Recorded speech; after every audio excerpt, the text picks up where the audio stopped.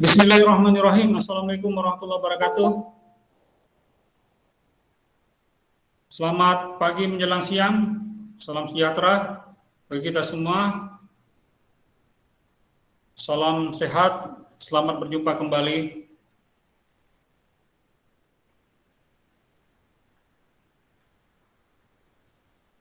Bagi hari ini saya akan menyampaikan langsung kepada pada tahapan pengolahan air limbah, tahap pengolahan kedua ya, atau yang biasanya itu yang utama itu yang kedua ya, secondary treatment ya. Pada kesempatan kali ini nanti ini kan karena terkait dengan tugas besar, saya akan mengarahkan tugas besar ini hanya dua alternatif yang untuk pengolahan utama ini atau secondary treatment, yaitu lumpur aktif, atau nanti lumpur aktif ini akan mewakili pengolahan secara biologi yang tersuspensi atau suspended growth ya, yang pertumbuhannya tersuspensi, artinya pertumbuhan daripada bakteri ya, atau mikroorganisme yang akan dimanfaatkan jasanya dalam pengolahan air buangan atau air limbah. Suara saya cukup dengar, cukup baik kedengaran? Halo? Iya, Pak. Kedengaran, Pak. Jadi untuk selanjutnya saya akan mengatakan atau menggunakan bakteri aja ya, bukan mikroorganisme, karena mikroorganisme banyak jenisnya, sementara yang paling dominan digunakan dalam pengolahan air buangan atau air limbah itu adalah bakteri ya. Dan kita memang berkecimpung nanti kedepannya itu dengan bakteri ya. Bagian lumpur aktif ya, ini mewakili salah satu jenis daripada suspended growth ya, atau pertumbuhan tersuspensi. Nanti yang keduanya nanti ada yang pertumbuhan melekat ya, attached growth ya. Jadi nanti silakan nanti kelompok-kelompok mana yang mau menggunakan pengolahan utamanya, atau nanti saya arahkan kelompok apa saja yang dengan lumpur aktif, kelompok apa saja yang menggunakan misalnya biofilter gitu, biofilter ya. Gitu. Saya kira itu saja, mungkin yang lain-lainnya itu silakan nanti teknologi-teknologi yang lainnya silakan kalian pelajari masing-masing ya. Yang penting dasarnya sudah dapat gitu ya. Oke ya. Baik, ini ya ada beberapa macam prinsip pengolahannya. Ada untuk lumpur aktif itu ada yang disebut dengan percampuran sempurna ya, atau complete mix activated sludge ya, atau disingkat CMAS ya. Complete mix activated sludge ya, itu skemanya seperti itu. Dia harus ada kolam pengendap pertama, kemudian diikuti dengan tangki atau bak aerasi, kemudian diikuti dengan bak pengendap kedua. Nah, di bak pengendap pertama dan kedua ini sama-sama bak pengendap ya, tetapi lumpurnya itu memiliki karakteristik yang berbeda ya, antara yang di pengendap pertama dan pengendap yang kedua. Dan juga pada umumnya di pengendapan pertama ini dia menggunakan bentuk yang memanjang atau rektanguler, sementara yang di pengendap kedua ini pada umumnya menggunakan pengendapan yang berbentuk lingkaran atau sirkular. Dan ini jenis sludge-nya karakteristiknya berbeda, otomatis cara penanganannya atau cara pemanfaatan juga akan berbeda gitu ya. Dan tujuannya juga berbeda, walaupun sama-sama bak pengendap. Kalau yang bak pengendap pertama ya utamanya untuk mengendapkan partikel-partikel yang diskrit ya, partikel-partikel yang dapat mengendap secara sendiri, secara single ya, single ya. Pada pertemuan beberapa minggu yang lalu sudah ada kita bagi beberapa jenis pengendapan kan di situ ya. Kemudian kalau yang secondary clarifier ini adalah utamanya ya, ini adalah untuk mengendapkan biofloc. Jadi flok-flok yang merupakan unsurnya adalah bakteri tadi ya, bakteri ya. yang secara visual kita karena begitu banyaknya kita lihat dalam bentuk vlog gitu ya, gitu. Dan akan sebagian akan dikembalikan ke dalam saluran influen, yang sebagian juga dibuang, dan ini ada perhitungan untuk rasionya. Gitu ya. Dan ini ada juga yang metode yang konvensional plug flow. Plug flow ini berarti dia model tangkinya itu tertutup ya, tertutup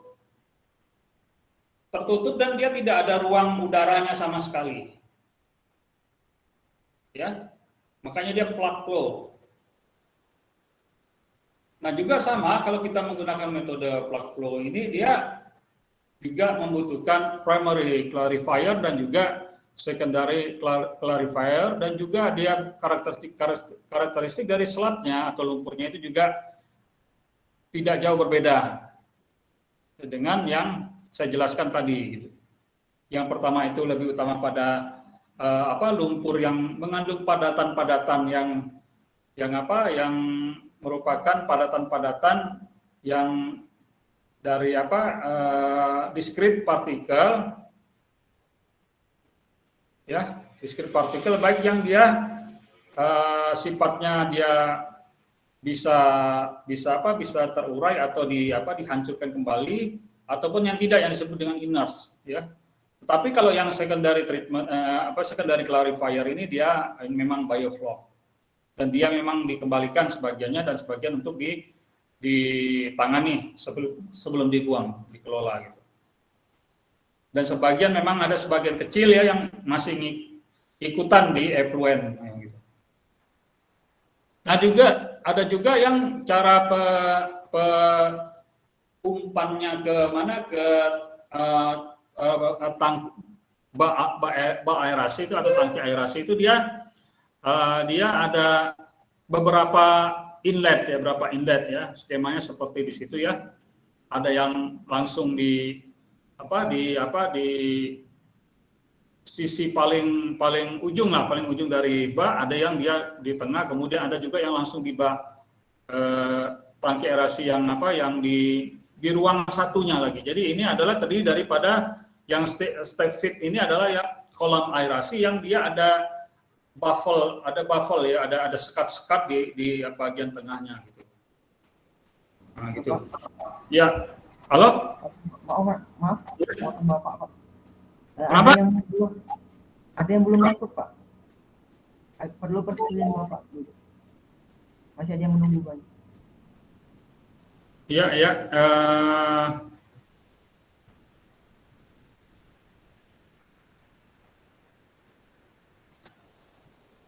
Kok sekarang settingannya kayak gini ya? Harus di-admit dulu gitu kan. Jadi pada tadi saya udah admit all ya. Saya udah admit all. Kenapa masih ada yang belum masuk gitu ya? Oke, udah semua? Udah, Pak. Oke ya, jadi skemanya seperti itu ya. Dan ini memiliki tujuan ya. Nanti kita jelaskan kenapa harus ada yang step fit seperti ini digunakan dalam kasus-kasus seperti apa. Nanti ada penjelasan di pertemuan berikutnya. Untuk yang saat ini kita fokus kepada yang konvensional aja, yang seperti ini, yang satu atau yang ini ya.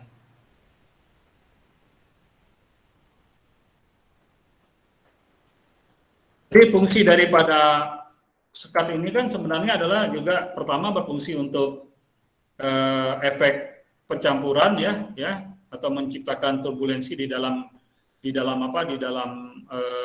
tangki ya, dan juga untuk memperpanjang waktu tinggal. Jadi fungsi dari baffle di situ, ada sekat-sekat itu, pertama adalah berfungsi untuk efek pencampuran ya, dan juga untuk memperpanjang waktu tinggal.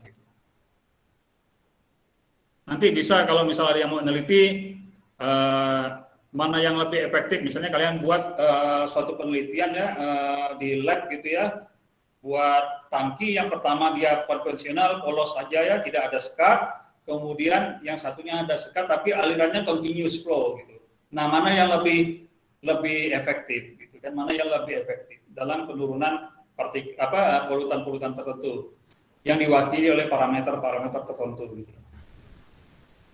Nah, persyaratan desain proses lumpur aktif ini pertama ya yang paling utama itu adalah volume kolam aerasi. Mengapa volume kolam aerasi itu yang persyaratan yang masuk dalam kategori yang penting? Ya jelas karena pertama volume itu nanti akan mempengaruhi waktu tinggal karena dia kan nanti ada debit yang masuk ya debit yang masuk dalam satuan meter kubik per detik atau liter per detik atau meter kubik per hari gitu, kemudian dikalikan dengan waktu tinggal kan, itu akan mempengaruhi berapa volume yang dibutuhkan oleh kolam aerasi tersebut. Kemudian jumlah produksi lumpur. Jadi memang produksi lumpur di sini lumpur aktifnya ya itu harus diperhitungkan. Jadi volume tadi harus diperhitungkan, jumlah produksi lumpur harus dihitung, kemudian jumlah oksigen yang dibutuhkan. Nah, ini juga harus dihitung. Karena ini apa? Karena kita kalau terkait dengan lumpur aktif atau tadi complete mix ya, activated sludge itu dia adalah pengolahan secara aerob. Ya, aerob otomatis dia membutuhkan suplai oksigen gitu. Kemudian yang keempat adalah konsentrasi effluent pada parameter penting. Nanti parameter penting apa saja itu ada di slide berikutnya. Kemudian untuk mendesain suatu proses pengolahan dengan lumpur aktif dengan tepat, pengetahuan ya atau kita juga harus menganalisis karakteristik air limbah sebelum diolah. Jadi karakteristik yang apa adanya gitu ya, artinya yang belum diolah, jadi raw wastewater itu kita harus analisis berdasarkan parameter-parameter yang dibutuhkan saja ya, parameter-parameter yang dibutuhkan saja untuk untuk mendesain misalnya COD, BOD, TSS, kemudian amoniak, fosfor ya, kemudian apalagi alkalinity ya. Gitu ya, sebagai CaCO3 ya, kemudian ya pH-nya suhunya gitu ya. Kemudian jadi untuk mempelajari, jadi bukan untuk karakteristik air limbah sebelum diolah ini atau yang akan diolah ini, pengetahuan kita itu bukan sekadar tahu aja, tapi juga ini akan digunakan untuk melakukan proses kita mendesain. Karena mendesain ini nanti ada formula-formula tertentu yang di situ harus dimasukkan nilai-nilai dari parameter-parameter tersebut gitu. Ada apa nih ya bunyi-bunyi ya? Pak, ada yang belum masuk, Pak. Iya. Oke. Siapa lagi yang belum masuk nih ya?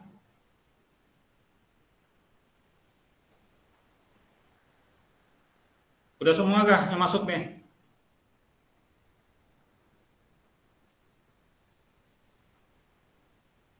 Oh, berarti yang bunyi-bunyi tadi dia minta izin masuk gitu ya?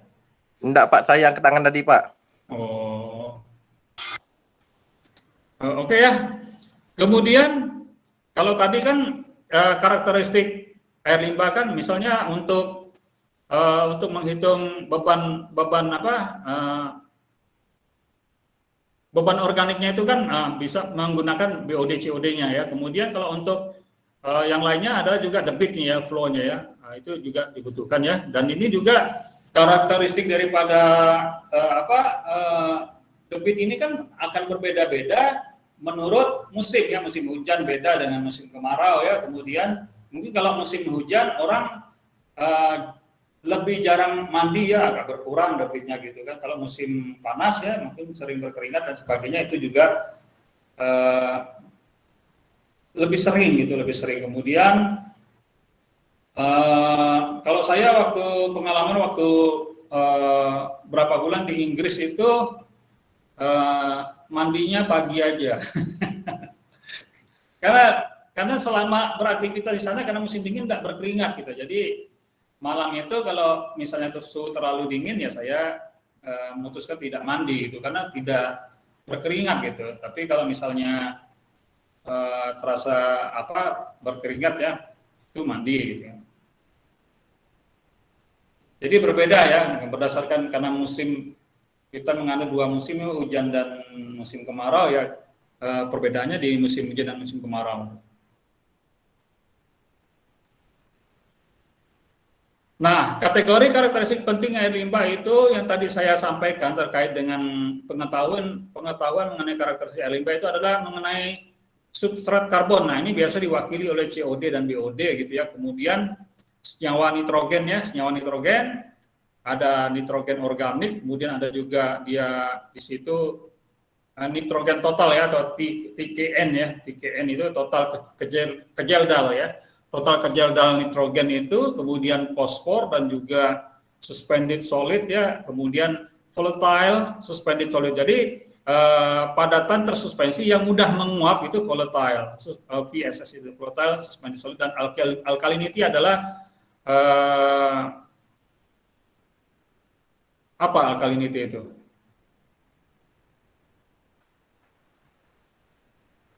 Biasanya kita tingkat kebasahannya. Sebenarnya alkalinity itu kan dia buffer ya. Beda dengan kalau acid asam, kemudian kalau basa kan base, tapi alkalinity itu dia fungsinya itu adalah sebagai buffer gitu. Jadi pH itu sebenarnya sangat berpengaruh ya bagi proses penyisihan polutan itu. Ada teori yang mengatakan bahwa kalau dalam kondisi asam itu biasanya polutan itu sifatnya dia terlarut gitu, terlarut dan tersuspensi. Tapi coba kalau misalnya pH itu dinaikkan saja dalam kondisi netral atau dia basah, itu cenderungnya dia mengendap. Gitu. Oke ya, ini adalah karakteristik yang penting yang tadi disampaikan. Kemudian contohnya misalnya ini kan, BOD sekian miligram per liter atau ppm ya, sama miligram per liter itu 430 miligram per liter itu sama dengan 430 ppm gitu ya.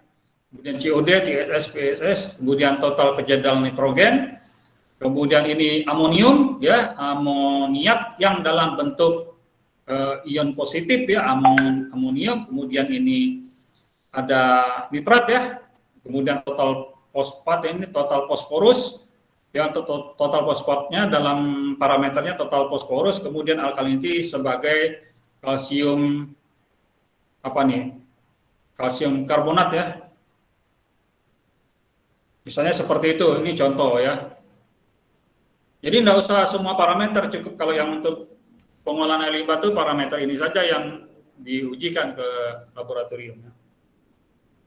Nah, ini sebagai pengetahuan tambahan, mungkin selama ini kita hanya mempelajari COD aja gitu ya, atau total, yang disebut dengan total COD. Jadi selama ini yang kita ambil air sampel air limbah kemudian kita tes di lab itu adalah total COD. Tapi sebenarnya dalam perhitungan air perencanaan air buangan sekarang ini dengan formula yang baru itu, kita juga harus mengetahui pembagian daripada COD gitu ya.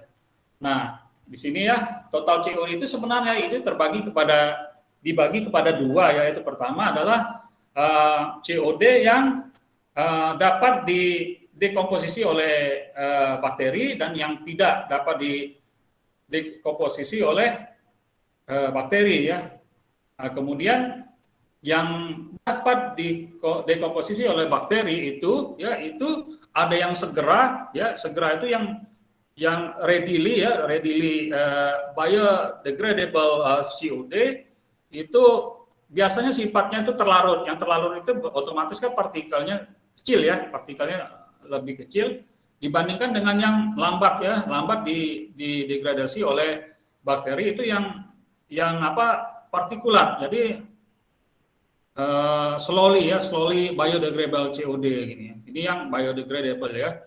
Dan yang dengan cepat ya dapat dengan cepat didekomposisi oleh bakteri itu ada yang berbentuk senyawa kompleks ya, dan ada yang berbentuk volatile fatty acid. Jadi asam lemak ya, asam lemak yang mudah menguap, volatile fatty acid gitu. Kemudian yang slow ya slowly ya, itu dia terbagi dua, ada yang sifat berbentuk koloidal ya, Jadi nanti silakan baca koloid itu partikelnya ukuran berapa. Sebenarnya koloid itu juga dia termasuk kategori tersuspensi, cuman dia lebih kecil partikelnya tuh kalau misalnya partikel tersuspensi itu ada ring. Koloid ini ya, partikel yang sifatnya koloid ini dia di ring yang bawah atau yang lebih kecil gitu. Kemudian dalam bentuk partikulat. Jadi yang slowly ini ada juga yang koloid, ada yang bentuk tersuspensi, ada yang juga partikulat ya. Kemudian yang tidak dapat dicerna ya, jadi unsur organik yang tidak dapat dicerna oleh bakteri itu ada yang sifatnya terlarut juga dan ada yang sifatnya partikel gitu ya. Kemudian di dalam sistem lumpur aktif yang COD tidak bisa dicerna oleh bakteri itu yang non-biodegradable soluble yang terlarut ya, soluble COD itu ditemui di effluent lumpur aktif. Jadi ketika dia meninggalkan, kalau kita mau mendapatkan kita mau menganalisis berapa sih non-biodegradable soluble COD itu, kita ngambil sampelnya di effluent lumpur aktifnya. Jadi yang di saluran outlet daripada lumpur aktif itu. Tapi yang sifatnya partikulat itu ada di seluruh sistem lumpur aktif ya. Jadi yang partikulat itu ditemui di seluruh keseluruhan produksi lumpur aktif ya, gitu ya. Nah, jadi apakah di dalam tangki aerasinya, kemudian di saluran effluentnya, di bak pengendap keduanya, kemudian nanti di saluran recycle-nya itu akan ditemui partikulatnya gitu. Nah, bagaimana cara kita mau menganalisis COD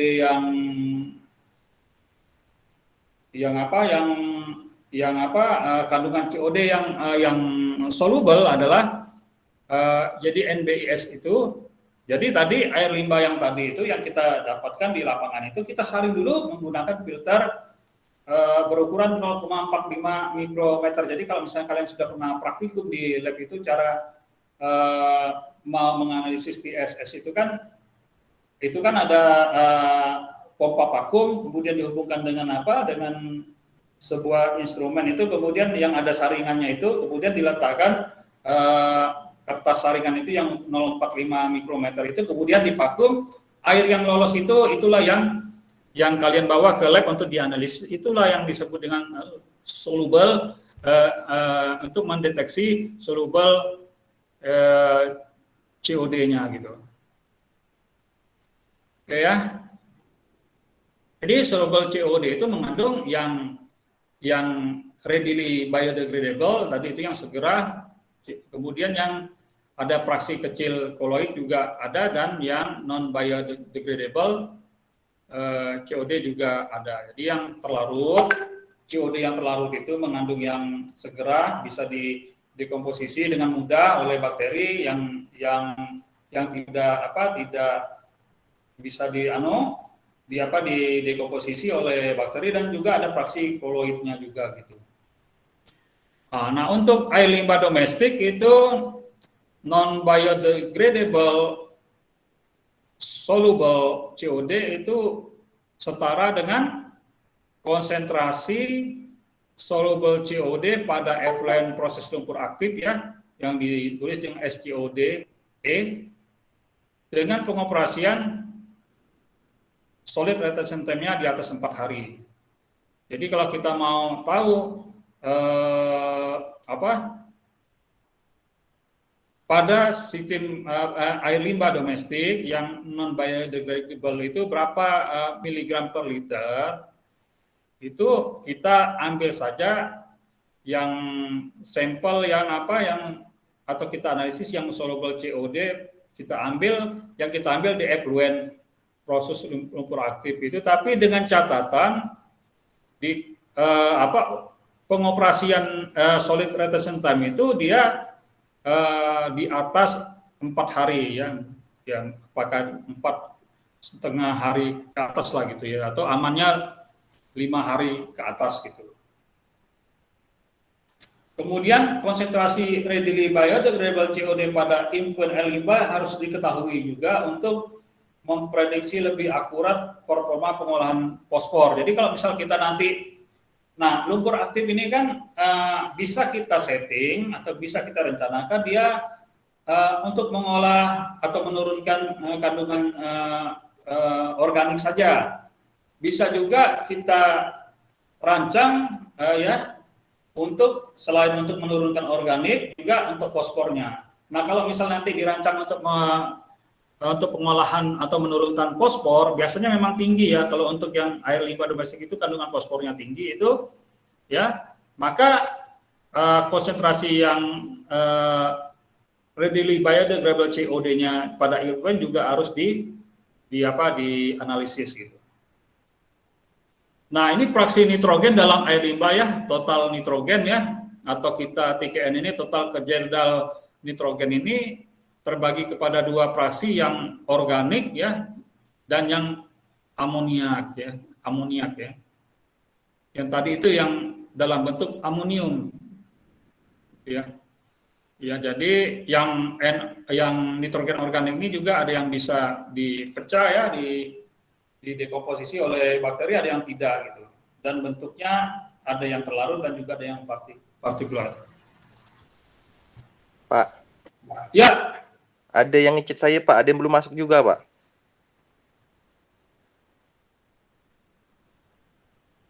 ntar dulu ya. Oke. Ya. Kok settingannya kayak gini ya, bikin repot aja. Makasih Pak. Oke. Nah ini untuk nitrogen ya, untuk nitrogen.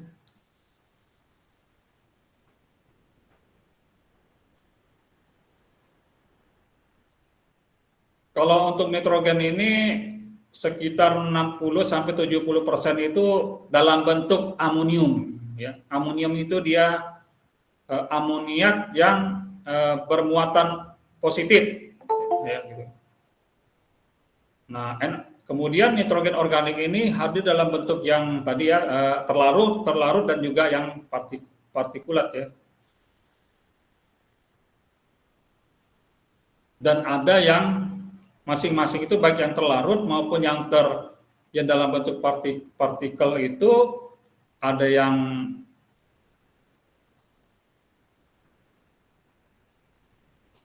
juga yang non biodegradable juga gitu ya. Tentunya kalau yang bentuk partikulat ini akan lebih lama untuk diolah ya, atau untuk diproses oleh bakteri ya jelas ya, karena yang bentuk partikel pasti ukurannya dan beratnya lebih besar dibandingkan yang bentuknya terlarut ya. Sama dengan kita kan kalau makan agar-agar ya atau jelly dengan makan telepon lah Pak yang mana? Atau makan bubur dengan makan nasi lah gitu kan. Seperti itulah kan.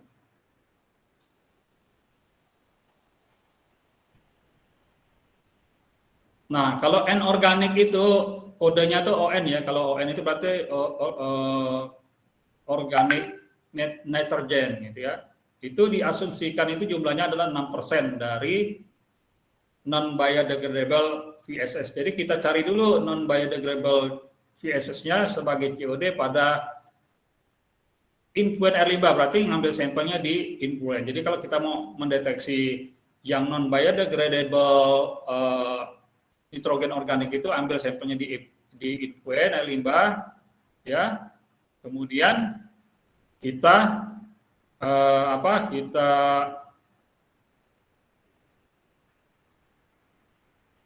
kita analisis VSS-nya. Jadi VSS-nya itu berarti dia kadarnya dia kadar dari VSS gitu. Baru kita nanti kalikan 6% ya.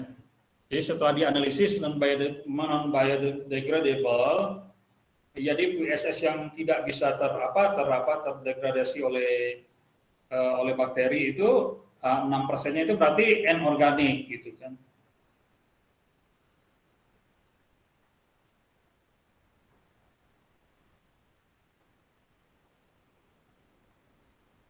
Kemudian nitrogen yang non biodegradable dalam bentuk partikel itu akan dijumpai dalam blok lumpur aktif. Jadi di dalam tangki aerasi dan juga di mana?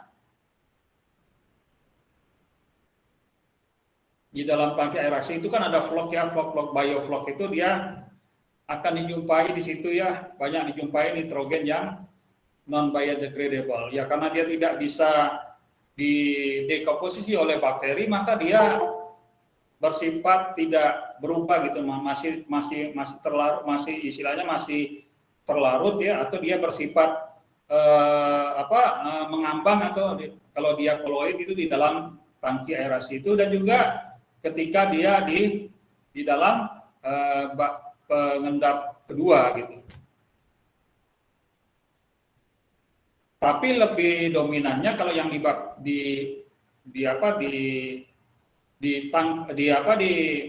pengendap kedua itu lebih banyak yang terkandung di situ adalah yang terlarut.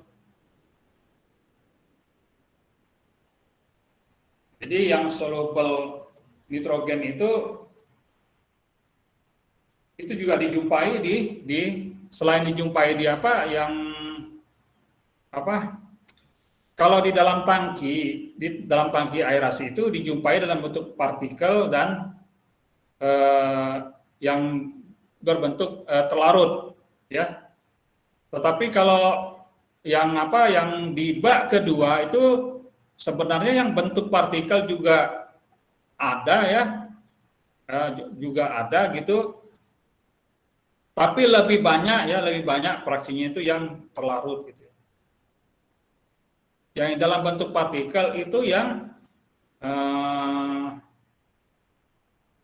di pengendap kedua itu ada di bagian bawahnya, sementara yang di bagian atasnya, istilahnya yang supernatannya itu lebih banyak yang sifatnya terlarut. Jadi itu memang seperti itu karena dia punya berat yang berbeda. Jadi partikel yang terlarut itu pasti punya berat jenis yang lebih rendah dibandingkan yang berbentuk partikel. Dia yang berbentuk partikel cenderung pasti dia lebih mudah mengendap, sehingga akan dijumpai di efluen bak pengendap kedua. Jadi kalau misalnya kita mau mendeteksi yang terlarut, ya nitrogen terlarut yang non biodegradable, ngambil sampelnya di efluen bak kedua gitu.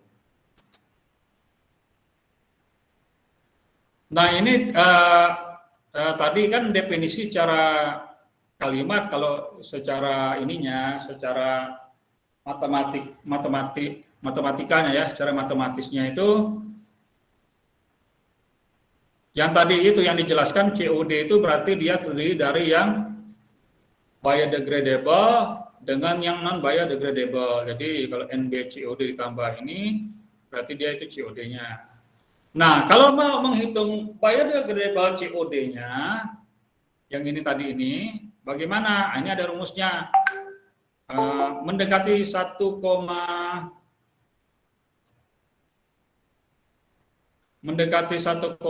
dikali BOD. Jadi BOD total itu diperoleh dari kita mengambil air limbah, kita analisis. Mbak, ini minta dianalisis BOD-nya, kita kalikan saja dengan 1,6, itulah kita dapat biodegradable COD-nya. Jadi fraksi dari COD itu 1,6-nya itu adalah COD.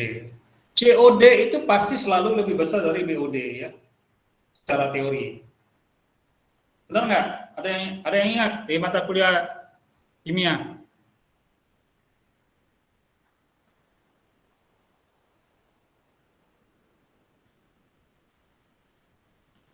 Selanjutnya yang non biodegradable COD itu terdiri dari yang soluble ya, NBS tuh, S itu soluble, dan yang partikulat. Nah, kemudian ini ya, selain itu juga biodegradable COD itu sama dengan yang slowly ya, S ya, yang lambat di degradasi dekomposisi dan yang segera ya, atau yang cepat, yang lambat dan yang segera atau yang cepat. Nah, itu. Ini harus ingat nih kalian nih. Kemudian total nitrogen itu tadi kan terdiri dari organik ya. Organik nitrogen ON itu dan yang berbentuk amoniak. Nah, yang organik nitrogen itu ada yang bagiannya biodegradable, ada yang non biodegradable gitu ya. Sementara yang non biodegradable ini ada yang dalam bentuk terlarut dan bentuk yang partikulat gitu ya. Oke ya. Saya kira ini merangkum dari yang slide yang di depan itu. Oke.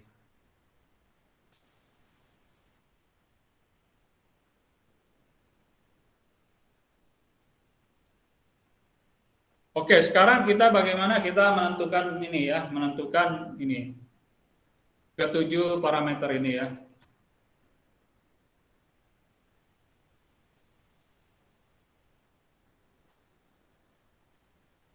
Ini saya pindahkan lah ya slide-nya ya. Ini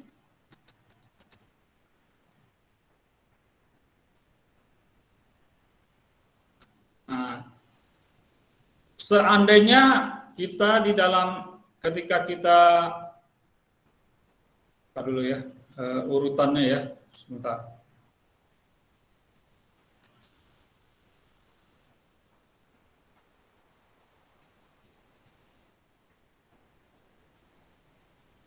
Oh ini dulu ya.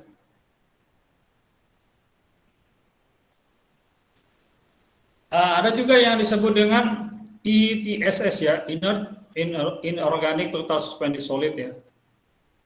Apa itu partikel yang bersifat inert? Itu adalah senyawa atau zat yang tahan terhadap reaksi kimia.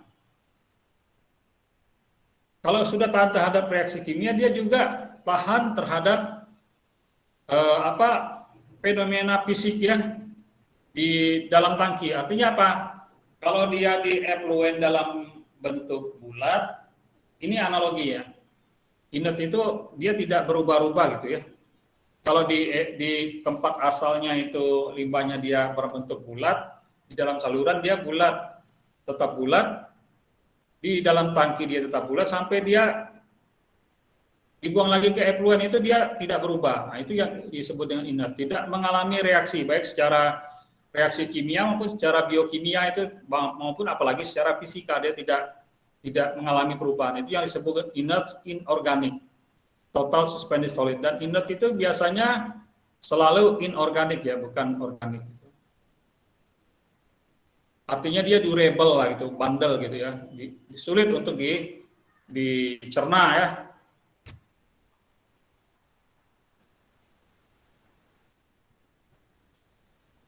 Nah, karena non-biodegradable particulate COD ini adalah materi yang organik sehingga memberi kontribusi pada konsentrasi VSS air limbah dan MLVSS pada proses lumpur aktif dan disebut sebagai non-biodegradable volatile suspended solid.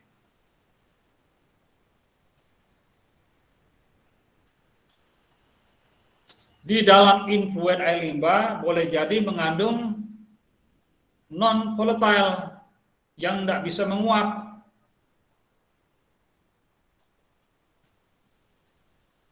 Ya, jadi non-volatile suspended influent, suspended solid yang menambah konsentrasi MLSS. Jadi MLS itu mungkin kalian udah tahu ya, kalau MLVSS itu mixed liquor volatile suspended solid. Jadi fraksi VSS ya yang tercampur ya di dalam tangki aerasi. Nah, kalau MLSS ini yang suspended solid yang biasa, bukan yang volatile.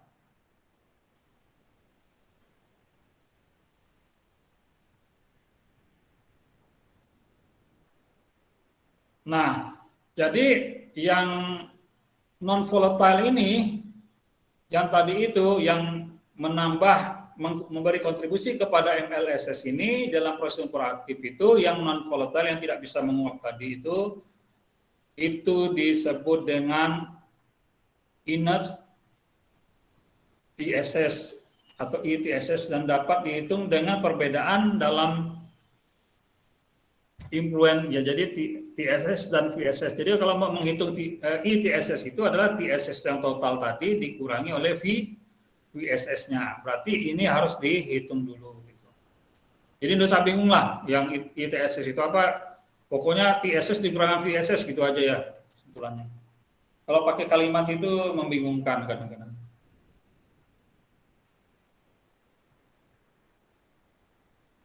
Nah, jika kita punya data seperti ini ya, BOD-nya 195 mg per liter, soluble BOD-nya tadi kan udah tahu ya soluble BOD seperti apa, di air limbahnya disaring, cairan yang lolos itu diuji, itu soluble, kemudian COD totalnya dapat, kemudian air yang tadi disaring tidak hanya disaring dianalisis sebagai BOD, dianalisis juga sebagai COD, itu SCOD ya.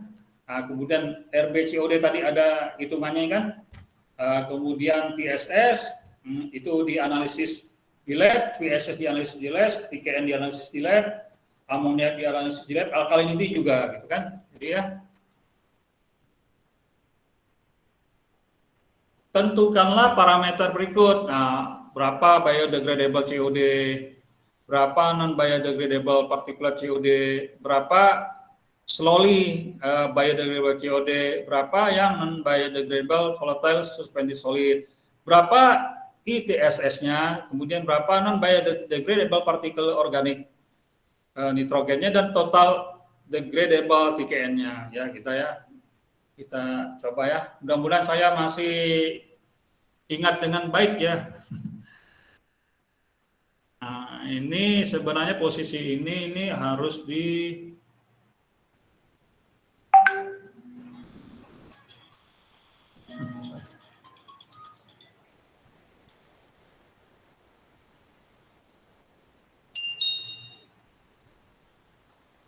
Assalamualaikum Pak Indra. Halo Pak. Halo. Halo Pak. Waalaikumsalam Pak. Iya Pak.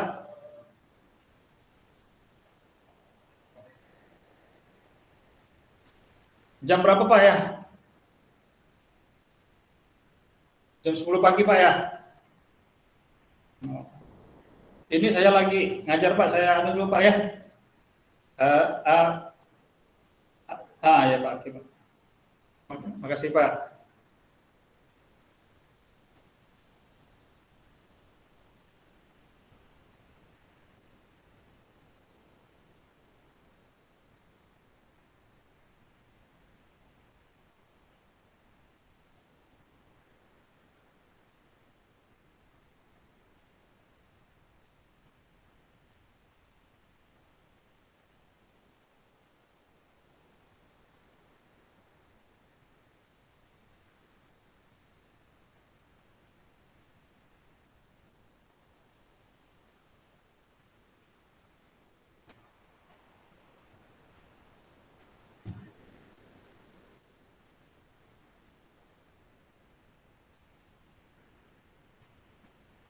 Mestinya ini di sini ya, di sini aja biar tidak bingung ya.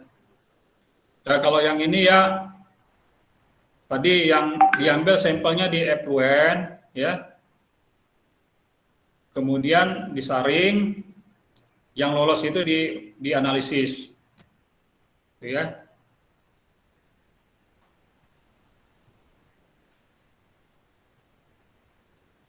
Oke ya, kita ini penjelasan tambahan aja. Baik, ini kita selesaikan soal ini ya, sampai setengah 12 saja ya, boleh nggak? Loh,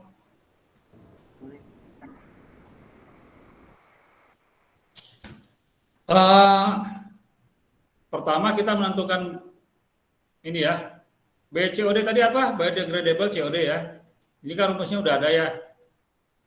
1,6 tadi BOD tinggal dikalikan hasilnya ini. Kemudian kita menentukan ini yang kedua adalah menentukan yang non biodegradable-nya. Untuk menentukan non biodegradable partikulat COD, maka kita harus tahu dulu non biodegradable fraksi dari non biodegradable COD-nya. Nah, hitungannya seperti ini, berarti COD total dikurangi tadi yang biodegradable. Biodegradable-nya kan udah didapat ini, tinggal dikurang kan, udah dapat. Kemudian kita menentukan tadi non biodegradable partikulat. Nah, itu kan tadi udah didapat ini, tinggal dikurangi aja yang 153 dikurangi dengan 30. 30 itu dari mana? Dari yang ini kan, COD tadi. COD yang effluent. Yang ini. Oke. Ya, kemudian kita langkah ketiga tadi kan diminta untuk menentukan yang soluble. Berapa yang soluble? Nah, ini rumusnya seperti ini. Biodegradable COD dikurangi yang readily biodegradable COD. Maka itulah dia yang dapat ya, RBCOD-nya dapatnya dari mana? 80 itu tadi di atas ya. Ini.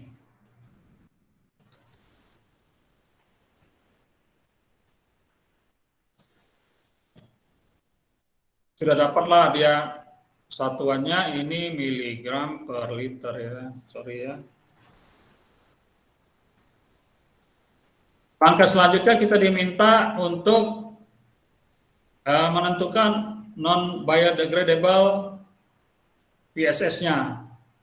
Apa yang dilakukan? Pertama, tentukan dulu rasio biodegradable partikulat COD dengan partikulat COD secara totalnya berapa gitu kan. Nah, cara menentukannya itu adalah untuk yang biodegradable particulate COD-nya itu ini, ya, ini ya, yang ini. Kemudian yang untuk ininya, yang particulate COD-nya itu ini, COD dikurangi soluble COD kan, COD total dikurangi yang soluble, maka dapat yang partikulat saja. Maka bisa dihitung.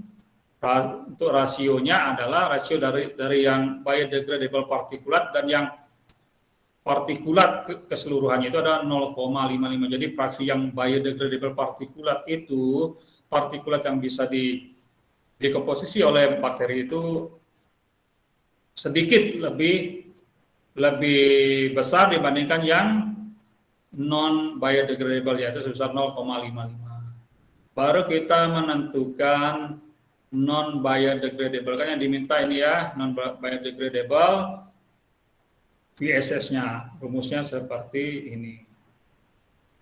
Ya. Jadi tadi ini udah dapat nilainya 0,55, yang ini 1 dikurangi 0,5 dikali dengan VSS. VSS yang diperoleh dari analisis di laboratorium berapa tadi? Ini. Benar nggak 200 ya? Beda ya.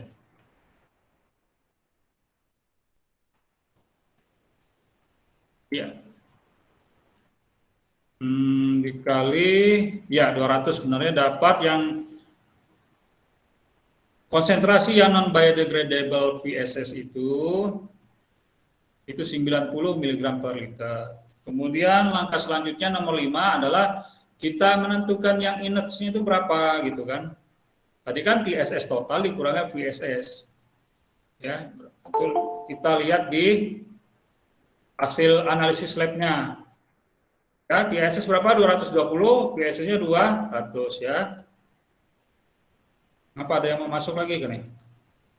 Oh iya. Maka diperoleh 20 inatnya ya. Jadi dalam air limbah itu yang bersifat suspended padatan tersuspensi yang bersifat inert itu kecil saja sekitar 20 mg per liter. Kemudian yang nitrogennya ya, kita diminta menentukan non-biodegradable partikulat yang organik nitrogennya berapa gitu. Langkah pertama adalah kita menentukan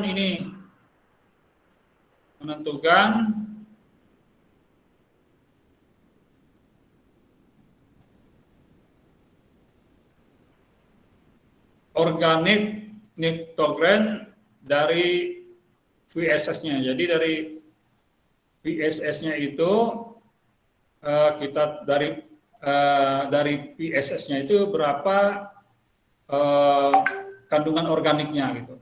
Nah, rumusnya ini seperti ini. Fraksi nitrogen ya organik ya dari VSS-nya itu berarti ini total nitrogen dikurangi dengan yang SON tadi apa ya?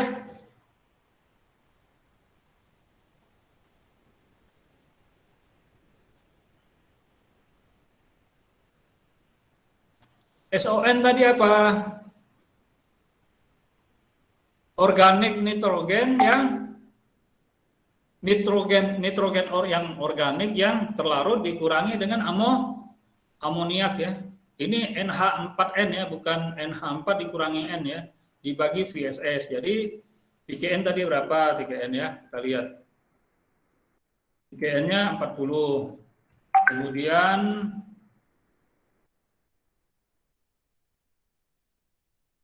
soluble organik nitrogennya berapa? Udah dihitung belum tadi ya? Ada nggak di sininya?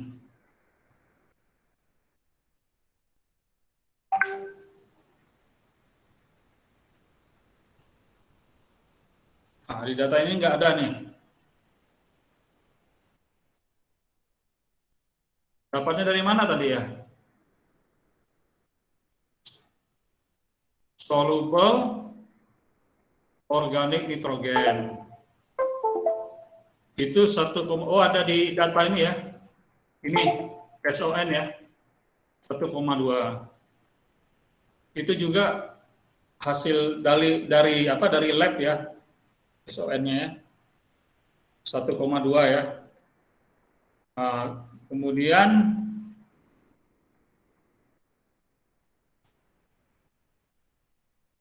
dibagi dengan VSS tadi 200 mg per liter. Hasilnya adalah 0,064. Jadi fraksi daripada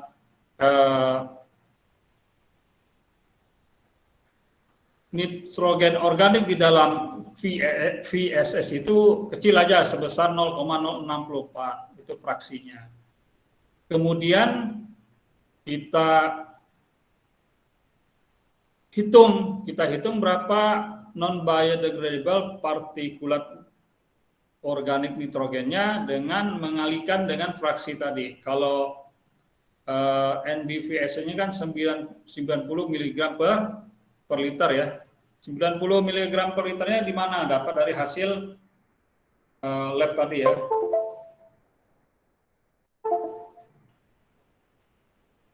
Mana yang 90?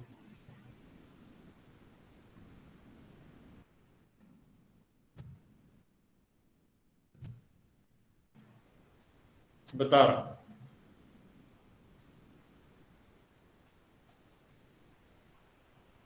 Ini perhitungan ya, dari hasil perhitungan ya, sorry ya. 90 mg per liter ya, tadi kemudian ya fraksi ini 0,064 ini fraksinya udah diketahui fraksi dari nitrogen organiknya yang dianalisis dari VSS ya. Kemudian dikalikan dengan fraksinya, diperolehlah dia non-biodegradable. Jadi itulah yang dia fraksi dari nitrogen organik yang tidak bisa didekomposisi oleh bakteri. sebesar 5,8 mg per liter. Dan yang langkah yang ketujuh atau yang soalan yang ketujuh adalah menentukan berapa fraksi dari total nitrogen yang biodegradable. Jadi tadi PKN tadi dapat dari hasil lab, kemudian ini dari hasil perhitungan sebelumnya, dan yang ini adalah hasil analisis lab juga ya, yang 1,2 diperoleh 33 mg per liter. Jadi mungkin itu saja. Sampai sini ada pertanyaan? Tidak, Pak. Ini materinya 2 pertemuan, ini baru setengah ya. Nanti yang selebihnya saya sambung via video perkuliahan aja, karena capek juga ya dari tadi pagi ini ya. Mudah-mudahan cepat offline. Nah, kalau offline itu kan apa ya, nggak cepat bosan gitu. Justru kalau yang online gini menguras energi juga, karena kita cepat boring. Sampai sini ada pertanyaan? Saya kira mungkin dipelajari aja langkah-langkah ini, dibaca aja dengan seksama. Kalau misalnya ada yang lupa, dilihat lagi videonya, video penjelasan saya. Mungkin memang agak rumit ya untuk menghafalkan yang biodegradable, non biodegradable, yang soluble biodegradable, kemudian yang yang partikulat biodegradable, yang kemudian yang non biodegradable ya, yang biodegradable ada yang readily biodegradable suspended solid, ada yang slowly biodegradable suspended solid gitu ya, dan lain sebagainya ya. Ada istilah-istilah yang lain, ada juga inert total suspended solid ya, itu adalah dari TSS dikurangi oleh VSS, dapatlah dia ITSS dan sebagainya gitu kan. Itu baik ya. Jadi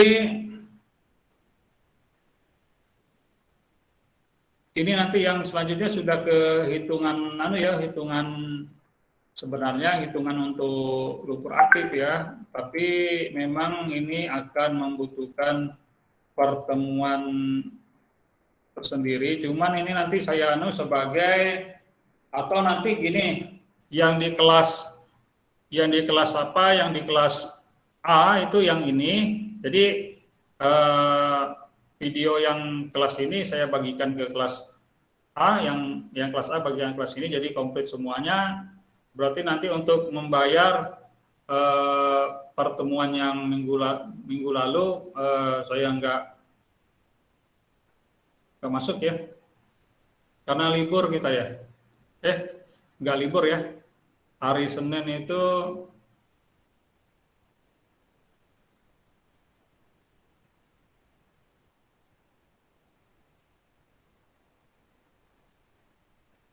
hari Senin saya sakit ya. Sakit atau apa ya kemarin ya, lupa juga saya. Hari Rabu kita libur ya, hari Rabu libur. Ya gitulah nanti, tapi nanti semuanya akan kita lengkapi lah materi-materinya.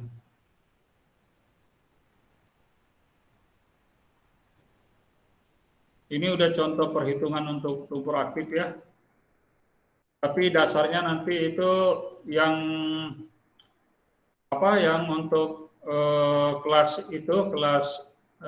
A itu nanti sambungan. Ya, sambungan ya, sebenarnya sambungan.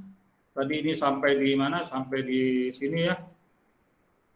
Di 33 mg per liter ya, atau di PKN ya, biodegradable total kejeldal nitrogen ya. Kemudian ini nanti untuk untuk udah sampai ke desain nanti ya, itu kelas A nanti di-share ke kelas B. Di sini juga nanti dijelaskan terkait dengan kinetika ya. Jadi tadi kan di depan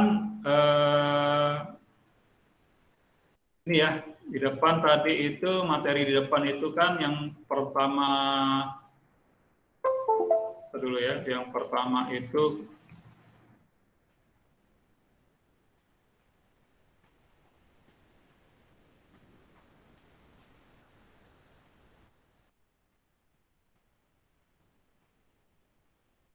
Oh, mestinya di depan ini harus juga, kan ini ada yang mempengaruhi ya, volume, kemudian jumlah produksi lumpur dan jumlah oksigen. Ada juga yang terkait dengan yang mempengaruhi itu adalah kinetika dari reaktor. Nah, itu nanti nyambungnya itu di sini. Nah, ini koefisien kinetikanya ya untuk lumpur aktif. Baik, mungkin kalau misal tidak ada, saya kira cukup ya. Kemudian nanti ini berapa orang ini? 28 orang.